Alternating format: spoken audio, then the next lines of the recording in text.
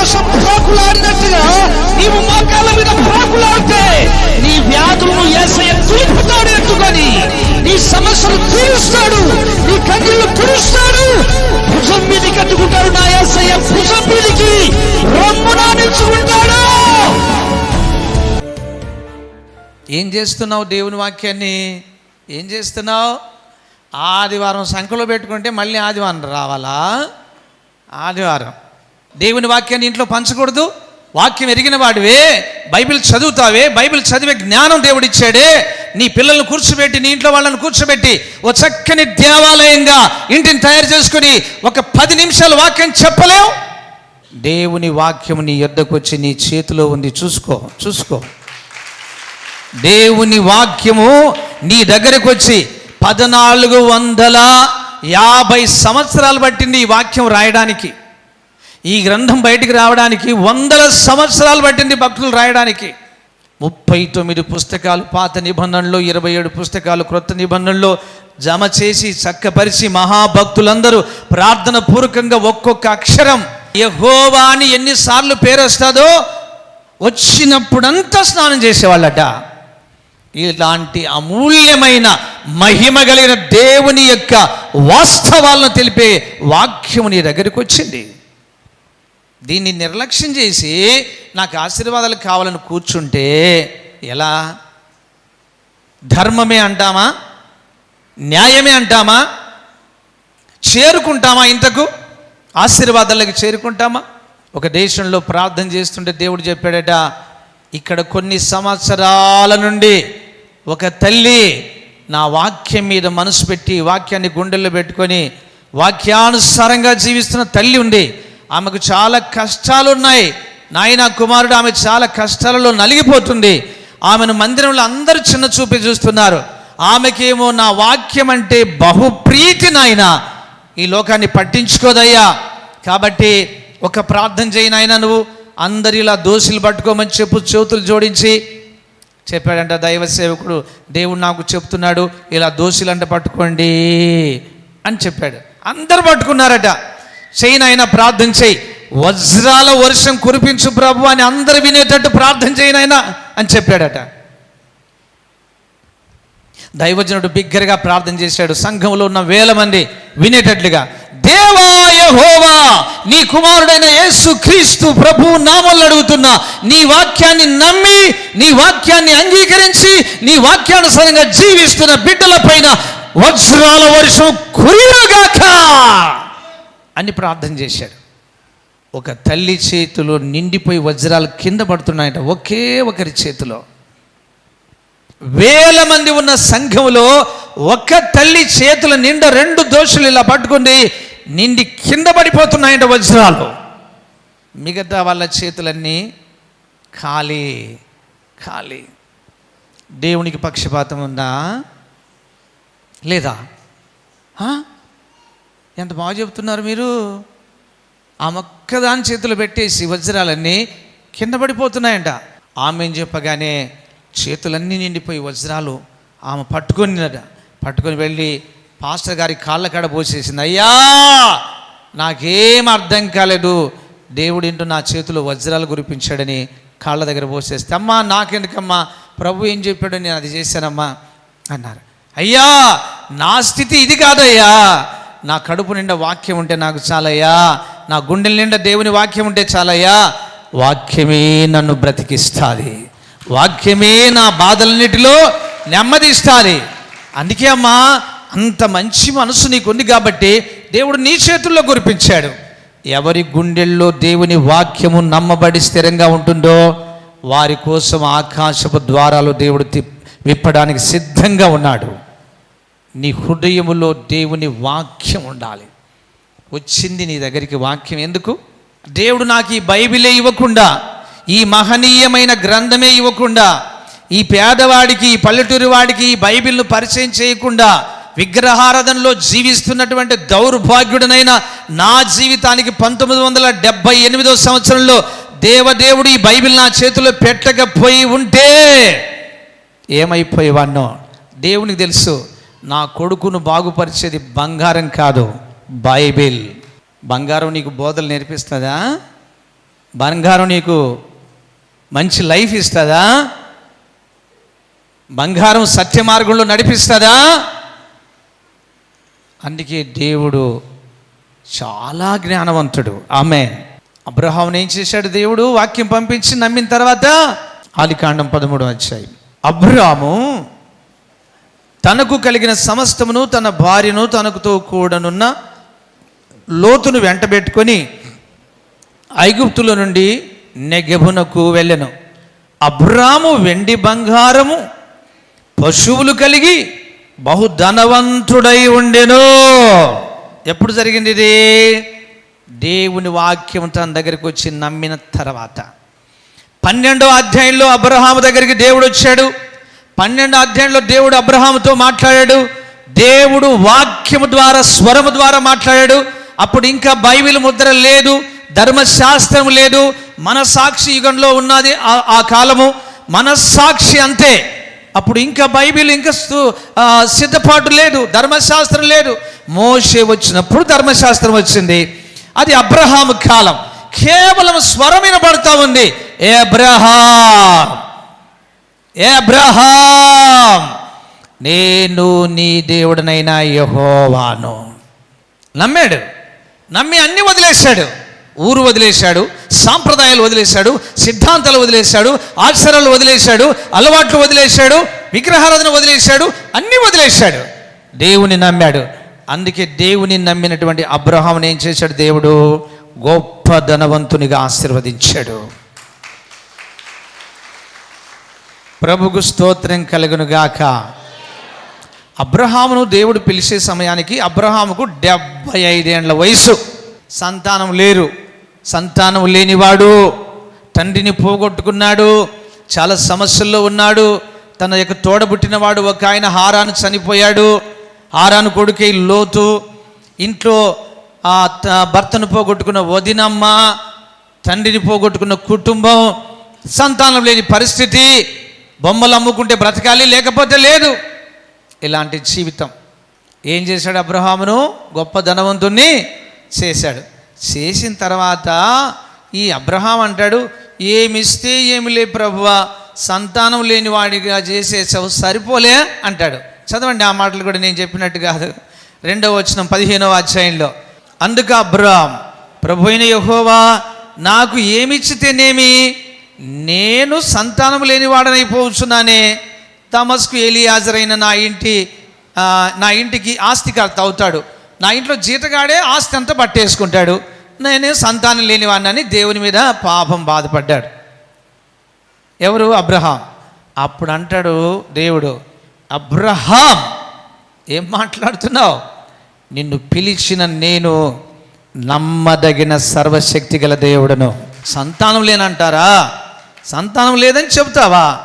5వ వాక్యం ఒకసారి వచ్చేయండి.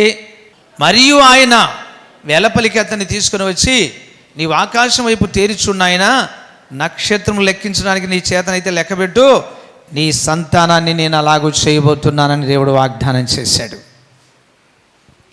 దేవుని వాక్యము మన దగ్గరికి ఎందుకు వచ్చిందంటే, దరిద్రులను, ఇప్పుడు మీరే చెప్పాలి వాక్యం మీకు అర్థం ఏంటది నేను చెబుతున్నటువంటి సబ్జెక్టు. దరిద్రులను ఏం చేయడానికి వచ్చింది దేవుని వాక్యము? ధనవంతులుగా చేయడానికి వచ్చింది. ఆమేన్. పనికి రాని వారిని ప్రయోజనకరమైన వారిగా చేయడానికి వచ్చింది. అబ్రహాము అడుగుతున్నాడు, దేవుడు చెప్తున్నాడు, నేను ఆకాశ నక్షత్రావళిని సంతానం చేస్తాను. 18వ అధ్యాయంలో ఒకరోజు దేవుడు ఇంటికి రానే వచ్చాడు. ప్రభుకు స్తోత్రం కలుగును గాక. ఆదికాండం 18వ అధ్యాయంలో అబ్రహాం ఇంటికి దేవుడు రానే వచ్చాడు. ముందు వాక్యాన్ని పంపించాడు, తర్వాత ఆయనే వచ్చాడు. 18వ అధ్యాయంలో దేవుడు రానే వచ్చాడు. సింగిల్గా రాలేదు, దేవుడు ఒక్కడిగా రాలేదు. బైబిల్లో ఏం రాయబడింది అలాగనే వచ్చాడు. తండ్రి, కుమార, పరిశుద్ధాత్మ. తండ్రి, కుమార, పరిశుద్ధాత్మ త్రిత్వంగా దేవుడు దిగి వచ్చాడు. ముగ్గురి మొహంలోకి చూస్తే ఒక్కరిలాగానే కనపడుతున్నారు. నడక చూసినా అలాగే, జుట్టు చూసినా అలాగే, డ్రెస్సు చూసినా అలాగే, వాళ్ళ ఎత్తు, వాళ్ళ అన్ని విధాలుగా ఒక్కరిలాగానే కనపడుతున్నారు. అందుకే దేవుడు అలా వస్తూ ఉంటే అబ్రహాము ప్రభువులారా అని పిలవలేదు, బహువచనంతో పిలవలేదు. నా ప్రభువా, పరిగెత్తుకుంటూ మధ్యాహ్నం వెళ్ళి కాళ్ళ మీద పడి, నా ప్రభువా ఇంటికి రండి అన్నాడు. వచ్చారు. ఎక్కడున్నాడు తెలుసా అబ్రహాం? అప్పటికి మమ్రే వనములో సింధూర వృక్షం కింద గుడారం వేసుకొని ఉన్నాడు. అబ్రహాం తీసుకెళ్ళి ఇంట్లో పెట్టుకోలేదు, యేసయ్యను ఇంట్లోకి తీసుకెళ్ళలేదు, చెట్టు కింద కూర్చోబెట్టాడు. దేవుడికి కావాల్సింది ఒక్కటే, తన మాటను నమ్మేవాడు కావాలి. ఆయన ఎక్కడ కూర్చోమంటే అక్కడ కూర్చుంటాడు, ఎక్కడ ఉండమంటే అక్కడ ఉంటాడు. కూర్చోబెట్టి అబ్రహాం అంటాడు, ఆగండి ఆగండి, కాళ్ళు కడుక్కొని కొంచెం నీళ్లు తాగి, మన సాంప్రదాయం కదా, మన దేవునికి చెప్తున్నాం, కొంచెం కాళ్ళు కడుక్కొని అలసట తీర్చుకొని చెట్టు కింద చల్లగా ఉంది, నీళ్ళు తాగి వెళ్దురు కానీ కూర్చోబెట్టి ఏమంటాడు, ఒక్క ముద్ద అన్నం గబామని రెడీ చేసేస్తాం, శారా నేను పని వాళ్ళు ఉన్నాం, మీరు తినేసి వెళ్ళిపోండి. ప్రభు అంటాడు, ఏ అబ్రహాం, నువ్వు చెప్పినట్లే చెయ్యి. ప్రభుకు స్తోత్రం కలుగును గాక. దేవుని మాట వినే బిడ్డ మాట దేవుడు వింటాడు. దేవుని మాట ఎవరు వింటారో దేవుడు వాళ్ళు ఏమి కోరుకున్నా వింటాడు.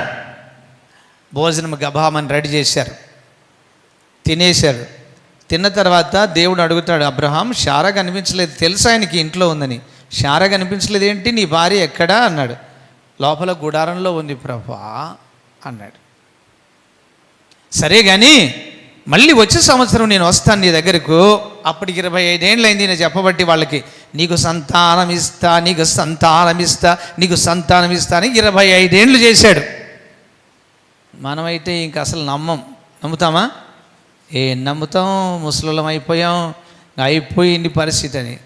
అటువంటి సమయంలో కూడా దేవుణ్ణి అబ్రహాము నిండుగా నమ్మాడు. దేవుడు వాగ్దానం చేసిన దాన్ని నెరవేర్చుటకు సమర్థవంతుడు. హల్లెలూయా. మీదటికి మళ్ళీ వస్తాను అబ్రహాం, నేను వచ్చే సమయానికి మీ ఒడిలో కొడుకు ఉంటారు, అతని పేరు ఇస్సాకు, నేను పేరు కూడా పెట్టి వెళ్తున్నాను, మళ్ళీ వస్తా వచ్చే సంవత్సరం, నీ ఒడిలో కొడుకు ఉంటాడు అని చెప్పాడు దేవుడు. ఈ మాటకు లోపల ఉన్నటువంటి శారా గభామని నవ్వేసిందట. 25 ఏళ్ళైంది ఈయన ఈ మాట చెబుతూనే ఉన్నాడు, ఇస్తా ఇస్తా ఇస్తా, ఇప్పుడేమో మీదడికి ఇస్తా. అప్పుడు వయసులో ఉన్నప్పుడు ఇవ్వలేదు కానీ ముసలిలో అయిపోయిన తర్వాత, మా ఆయనకేమో 100 ఏళ్ల వయసు, నాకేమో 90 ఏళ్ల వయసు, ఇప్పుడు పిల్లల్ని కంటామా? మనం కనలేం, కనే శక్తి ఆయన ఇస్తాడు. పంపించాడు వాక్యాన్ని, కార్యం ఆయన చేస్తాడు. ప్రభుకు స్తోత్రం కలుగునుగాక. భూమి ఆకాశము గతించిపోతాయి, దేవుని వాక్యము నిరంతరం నిలబడుతుంది. చెప్పాడు, చెప్పినట్లుగా 21వ అధ్యాయంలో దర్శించాడు. 21వ అధ్యాయంలో చక్కని కొడుకు పుట్టాడు, అతనికి ఇస్సాక్ అని పేరు పెట్టబడింది. అప్పుడు శారా అంటది 21వ అధ్యాయంలో ఏమంటది చూద్దాం, 5-6 వాక్యాలు చదువుదాం. అబ్రహాము కుమారుడైన ఇస్సాకు అతనికి పుట్టినప్పుడు అతడు 100 ఏండ్ల వాడు. ప్రభుకు స్తోత్రం కలుగును గాక. మనకు 100 ఏండ్ల వయసు వచ్చిన తర్వాత సంతానం లేక పుడితే లోకం ఏమనుకుంటుంది చెప్పండి? మనకంత బాధ కలగదు కానీ లోకము గిరగిర తిరిగేస్తుంది. దేవుడు ఆ కార్యం చెయ్యాలనే నీ దగ్గరికి తన వాక్యాన్ని పంపించాడు. 100 ఏండ్ల వాడు. 21వ అధ్యాయం 6వ వాక్యం. అప్పుడు శారా, దేవుడు నాకు నవ్వు కలగజేసెను. దేవుడు దుఃఖాన్ని కలగజేస్తాడా, సంతోషాన్ని కలగజేస్తాడా? చెప్పండి. దేవుడు దుఃఖం కలగజేస్తాడా, సంతోషం కలగజేస్తాడా మనుషులకు? మీరేమనుకుంటున్నారు దేవుని గురించి? దేవుడు ఈ వాక్యాన్ని నీ దగ్గరికి పంపించింది నీ దుఃఖ దినాలు సమాప్తి చేయడానికే పంపించాడు. నీ దుఃఖ దినములు సమాప్తి చేయడానికే దేవుడు ఈ వాక్యాన్ని పంపించాడు. ఈ వాక్యాన్ని నువ్వు నిర్లక్ష్యం చేయొద్దు, అలక్ష్యం చేయొద్దు. ఈ వాక్యాన్ని పట్టనట్టు ఉండొద్దు. డబ్బు ఎక్కడైనా దొరుకుతుంది, దేవుడు దొరకాలి. మనిషికి దేవుడు కావాలి, వాక్యం కావాలి. డబ్బు బంగారము కాళ్ళ కింద ఎక్కడైనా దొరుకుతుంది. వాక్యం బ్రతికించే వాక్యం, బాగుపరిచే వాక్యం, చెడిపోకుండా కాపాడే వాక్యం. 119వ కీర్తన 11వ వాక్యం నువ్వు చదువు. నీ ఎదుట నేను పాపము చేయకుండానట్లు నీ వాక్యము నా హృదయములో ఉంచుకొని ఉన్నాను. హల్లెలూయా, హల్లెలూయా. ఈ వాక్యానికి ఉన్న పవర్ ఏంటంటే, ఎవరైతే వాక్యాన్ని నమ్మి లోపల చేర్చుకుంటామో వాళ్ళు పాపము చెయ్యకుండా కాపాడబడతారు. ఈ వాక్యమే మనిషిని చెడిపోకుండా, చెక్కు చెదరకుండా నిండు నూరేళ్ళు చల్లగా కాపాడి దేవుని రాజ్యం తీసుకెళ్తుంది ఈ వాక్యం. ఈ వాక్యము దేవుణ్ణి పరిచయం చేస్తుంది, దేవుణ్ణి తీసుకొచ్చి మన ముందర నిలబెడుతుంది ఈ వాక్యం. నా సహోదరులారా, సహోదరులారా, వాక్యాన్ని గుండెల నిండా నింపుకో, రోజు నింపుకో. అప్పుడు ఏం చేస్తుంది? చక్కని కొడుకునిచ్చేసింది దేవుని వాక్యం. దేవుడి దిగొచ్చి, దేవుడు నాకు నవ్వు కలగజేసెను, నా దుఃఖ దినాలు సమాప్తం చేసి సంతోషమిచ్చెను. దేవుడు ఎప్పుడు కూడా మనిషిని దుఃఖపెట్టువాడు కాదు. ఆమేన్. సంతోషపరిచేవాడు. మన దేవుడు దుఃఖాన్ని ఎగరగొట్టి సంతోషం ఇచ్చే దేవుడు కదండి. ఎంతోమందికి కోట్ల రూపాయల డబ్బులు ఉన్నాయి, అష్టైశ్వర్యాలు ఉన్నాయి, పదవులు, హోదాలు అన్నీ ఉన్నాయి.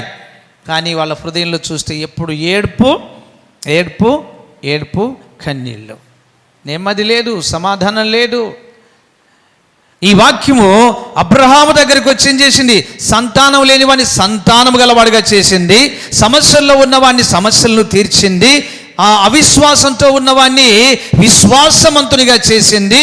ఈ వాక్యము దరిద్రుడైనటువంటి అబ్రహామును ధనవంతునిగా మార్చింది. ఇక ఆదికాండం 24, అబ్రహాము బహుకాలము గడిచిన వృద్ధుడై ఉండెను, అన్ని విషయములలో మళ్ళీ చెప్తున్నా, అబ్రహామును దేవుడు అన్ని విషయములలో ఆశీర్వదించెను.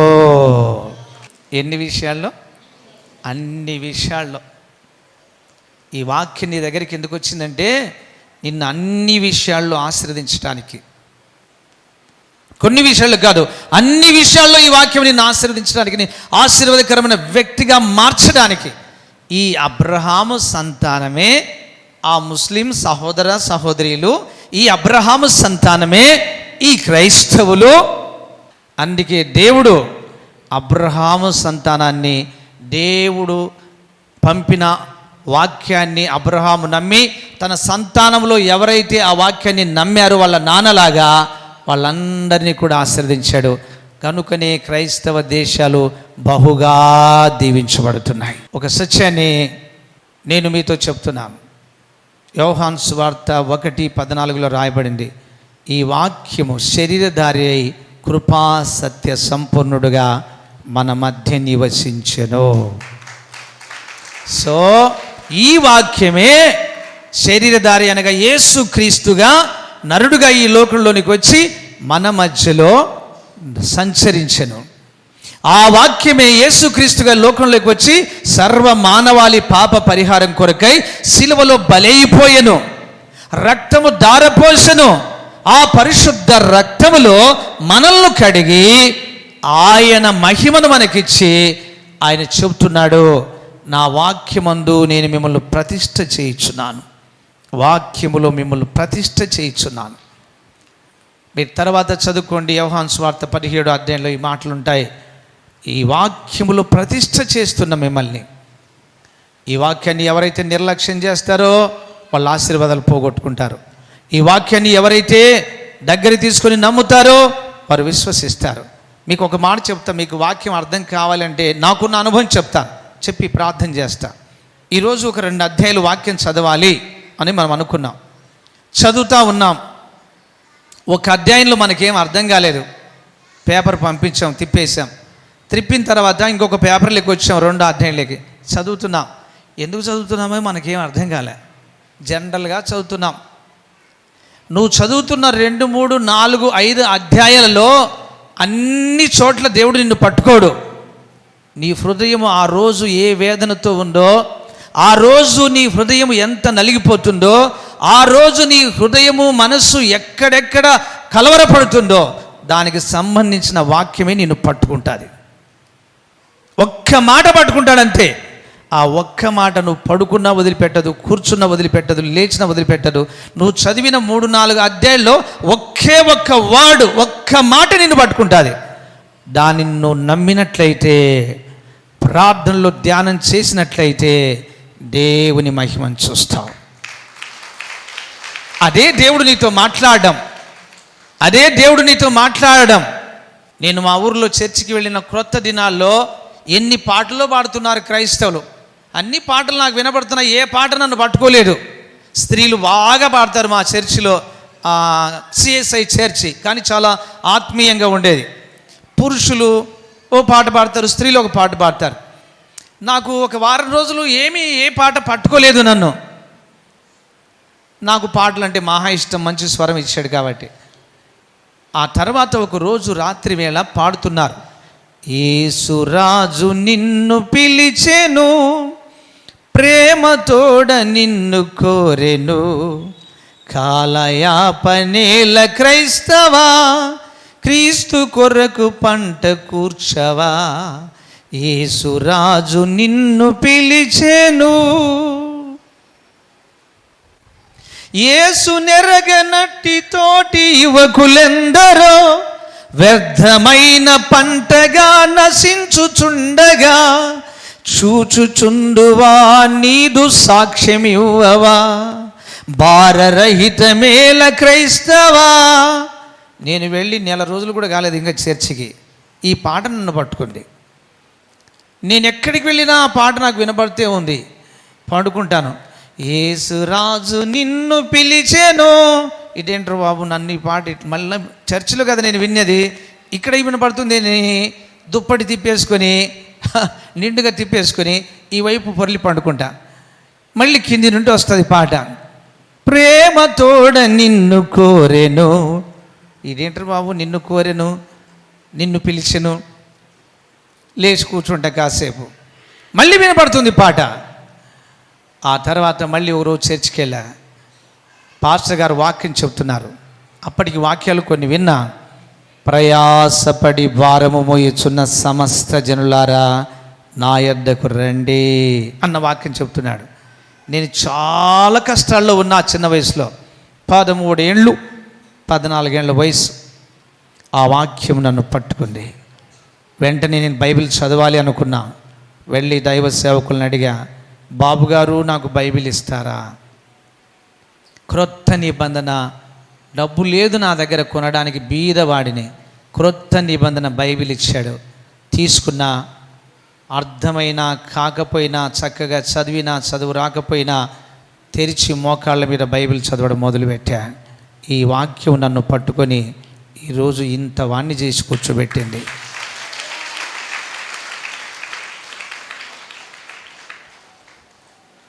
ఇది సత్యం.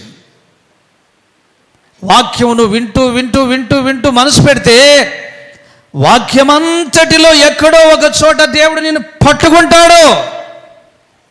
ఆ వాక్యము చేత నిన్ను ఉదక స్నానం చేయిస్తాడు. నీ కన్నీళ్ళన్నీ తుడిచేస్తాడు.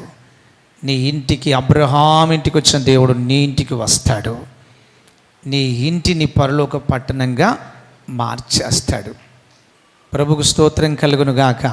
ఇందులో ఉన్న ప్రతి మాట చెప్పిన దేవుడు చావుకు సమాధి గట్టి 3వ దినం పునరుద్ధరణుడు తిరిగి లేచాడు. ఆయన మనతో మాట్లాడుతూ ఉన్నాడు. నీకు చదువు వచ్చినా రాకపోయినా వినడానికి మనసు పెట్టు, హృదయం పెట్టు. హృదయం నిండా వాక్యం పెట్టుకో. నింపబడని వాక్యంతో మనసు నిండా వాక్యం నింపబడని. అప్పుడు నువ్వు దేవుని మహిమను చూస్తావు. నీ చేదైన జీవితం తీయగా మారిపోవాలంటే నువ్వు బైబిల్ బాగా చదువు, వాక్యం మీద ఆశ కలిగి ఉండండి. నీ కన్నీళ్ళన్నీ దేవుడు తుడుస్తాడు.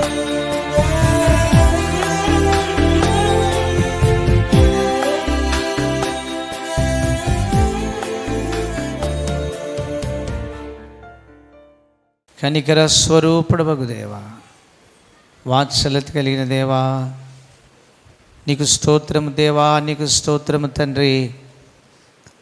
బ్రతికించే వాక్యం, దరిద్రులను ఐశ్వర్యవంతులను చేసే వాక్యం.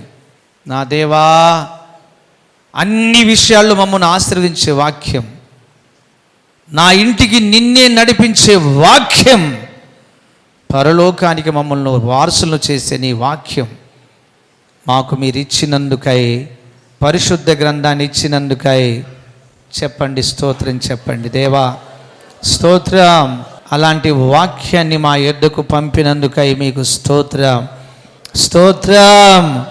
రోగులను స్వస్థత పరిచే వాక్యం అయ్యా, గుడ్డి వారి కళ్ళు తెరిపించని వాక్యం అయ్యా, పామరులను పండితులుగా మార్చే నీ జీవ వాక్యమును మా యొద్దకు పంపినందుకు నీకు స్తోత్రాలయ్యా. అబ్రహామును అయ్యా మీరు దర్శించి మీ వాక్యము చేత అబ్రహామును అబ్రహాముగా మార్చారు. దరిద్రములో బ్రతుకుతున్న వాడిని ధనవంతుని చేశారు. అన్ని విషయాల్లో అబ్రహామును అత్యధికంగా ఆశీర్వదించారు. ఇక నుండి నీ వాక్యం కొరకు మా హృదయం తెరవండి. నీ వాక్యం కొరకు మా మనసును ఓపెన్ చేయండి.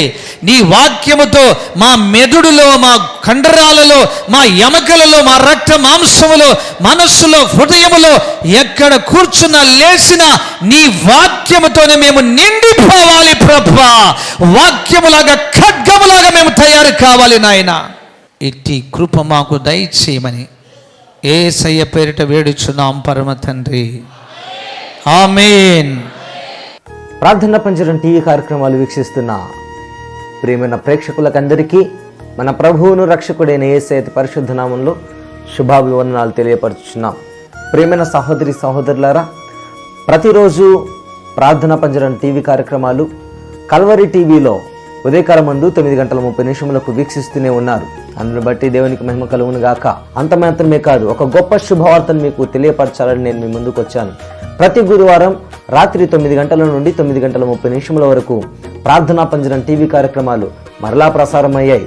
కనుక మీరందరూ వీక్షించి ప్రభు ఆశీర్వాదాలు పొందండి. అనేకులు ప్రతిరోజు ప్రార్థనా పంజరం టీవీ కార్యక్రమాలు చూసి ఫోన్లు చేసి, అయ్యా దేవుడు మా జీవితాల్లో గొప్ప అద్భుత కార్యాలు చేశాడు, నిజముగా వాక్యం ద్వారా ఆదరణ పొందుకున్నాం, వాక్యం ద్వారా గొప్ప నెమ్మది మాకు వచ్చిందయ్యా, అలాగే అనేక సాక్ష్యాలు వింటూ ఉన్నాం, యేసు కృపలో యేసు ఉన్నాడని వారు సాక్ష్యం ఇస్తూ ఉండగా మా జీవితాల్లో కూడా మేము విశ్వాసాన్ని పొందుకున్నామయ్యా అని అనేకులు సాక్షులుగా నిలబడిపోతూ ఉన్నారు. ప్రియమైన దేవుని బిడ్డలారా, ఒక్క మాట నేను మీకు తెలియపరచాలనుకుంటున్నాను. ఈ సువార్త మీకు మాత్రమే అందితే సరిపోదు. కనుక అనేకులకు ఆదరణ లేని వారికి, నెమ్మది లేని వారికి, జీవితాల్లో కృంగిపోయిన వారికి మీరు ఈ ప్రార్థనా పంజరం టీవీ కార్యక్రమాలను పరిచయం చేయండి.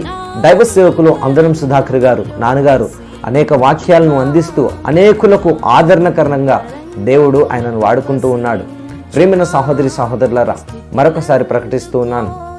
ప్రతిరోజు ఉదయకాలమందు 9:30 ప్రతి గురువారం రాత్రి 9 గంటలకు ప్రార్థనా పంజరం టీవీ కార్యక్రమాలు వీక్షించండి. అంత మాత్రమే కాదు, మీ వంతు సహకారం, మీ వంతు సహాయం మాకెంతో చాలా ప్రాముఖ్యమని ప్రభు పేరిట మీకు ప్రకటిస్తూ ఉన్నాను. అనేకులు స్పాన్సర్ చేస్తూనే ఉన్నారు. వారిని బట్టి దేవుని నామానికి మహిమ కలుగును గాక. నిజముగా దేవుడు మీ కుటుంబాల్లో ఆశీర్వదించి, మీ కుటుంబాలను దీవించి ఈ వాక్యాల ద్వారా అనేకులను ప్రభు యొద్దకు తీసుకొని రావాలన్నది మా ఆశ, మా కోరిక, మా ప్రార్థన. కనుక మీ వంతు సహకారం మాకు చాలా ప్రాముఖ్యమని, స్పాన్సర్షిప్ మాత్రమే కాదు, ప్రార్థనా సహకారం చాలా ప్రాముఖ్యం. రెండవదిగా మీ వంతు ఈ ప్రార్థనా పంజరం టీవీ కార్యక్రమానికి స్పాన్సర్షిప్ అవసరమని నేను ప్రభు పేరిట మీకు అందరికీ ప్రకటిస్తూ ఉన్నాను. మర్చిపోకండి, ప్రార్థనా పంజరం టీవీ కార్యక్రమాలను వీక్షించండి, ప్రభు ఆశీర్వాదాలను పొందండి. మా చిరునామా బ్రదర్ అందనం సుధాకర్ గారు, యేసు కృపా మినిస్ట్రీస్, దేవనగర్, నంద్యాల, ఆంధ్రప్రదేశ్, ఇండియా. మా phone number 9949221601. Mighty blessings from the Almighty Jesus.